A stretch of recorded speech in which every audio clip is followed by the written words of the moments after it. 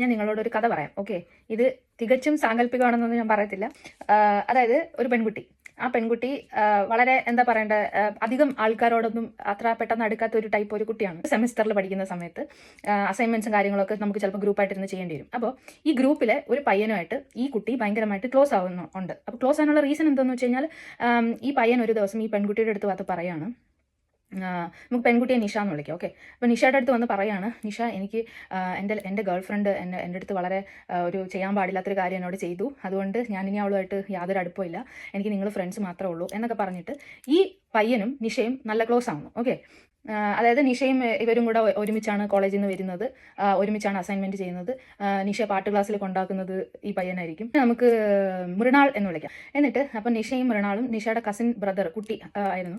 അപ്പോൾ ഒരു ഫോട്ടോ എടുത്തിട്ട് ഇൻസ്റ്റാഗ്രാമിൽ ജസ്റ്റ് സ്റ്റോറി ആയിട്ട് പോസ്റ്റ് ചെയ്യുന്നു. എന്നിട്ട് നിഷ പറയുന്നു, അതിനകത്ത് എന്തോ ക്യാപ്ഷനൊക്കെ ഇടുന്നു. ഓക്കെ, അപ്പോൾ ഇതിനിടയ്ക്ക് നിഷയും മൃണാളും നല്ല ക്ലോസ് ആവുകയും മൃണാൾ പറയുകയും ചെയ്യുന്നു നിഷയുടെ അടുത്ത്, നിഷ ഭയങ്കര കാര്യമാണ്, ഇഷ്ടമാണെന്നൊക്കെ ഉള്ളത് പറയുന്നു.